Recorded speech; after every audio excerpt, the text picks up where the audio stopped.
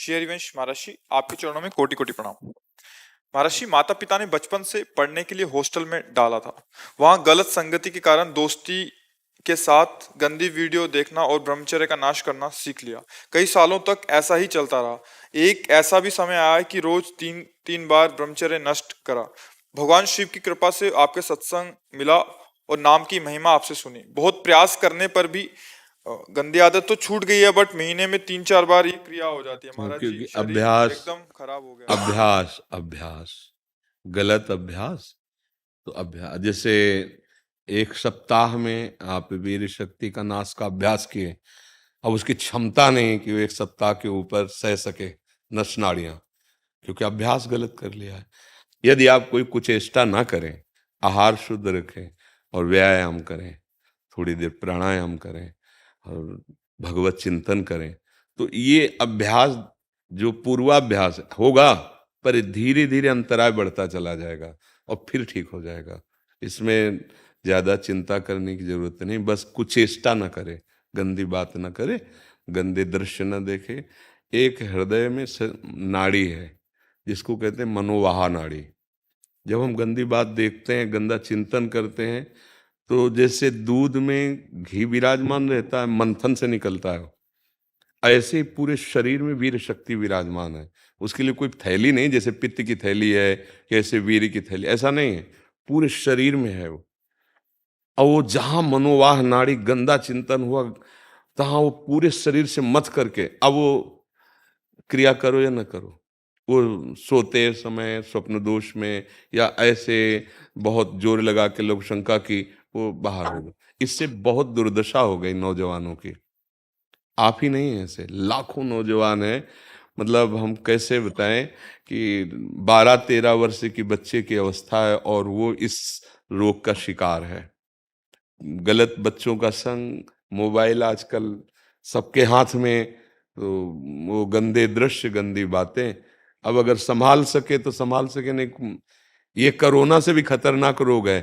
बस एक ही उपाय है कि आप सुधरना चाहो, स्वाभाविक जो हो रहा है उस पर ध्यान मत दो। वो अभ्यास है, इसलिए वो नहीं, धीरे धीरे धीरे धीरे अंतराय बढ़ेगा और ठीक हो जाएगा। अगर आप छेड़ोगे नहीं तो धीरे धीरे ठीक हो जाएगा। पर इसके लिए बहुत बहुत क्षमता चाहिए, क्योंकि गलत अभ्यास हो गया है। ये अभ्यास आपके ना चाहने पर भी जबरदस्ती करवा लेगा। अभ्यास है ना, अभ्यास हर चीज का बहुत जोर का होता है। गलत अभ्यास कर लिया तो बहुत बुरा पतन होता है। ये बहुत बुरी स्थिति पैदा करता है। इसे समाज नहीं समझ पा रहे। कई बार इसीलिए आर्त भाव से दुखी होके कहा है कि नौजवान लोग जो इस गंदी आदत में फंसे हैं, उसका सपोर्ट हो रहा है। ऐसी फिल्में दिखाई जा रही हैं जिससे सपोर्ट है कि ये नॉर्मल बात है। ऐसे डॉक्टर कह रहे हैं कि नॉर्मल बात है। टीचर्स भी कहते हैं। आप खुद उन बच्चों से पूछो जो शरीर त्यागने के लिए तैयार हैं, कई बार यहाँ सामने आ चुके हैं। अगर नॉर्मल बात है तो आप हृदय से देखो क्या हो रहा है। अब नए बच्चों की ताकत नहीं रह गई है चिंतन करने की।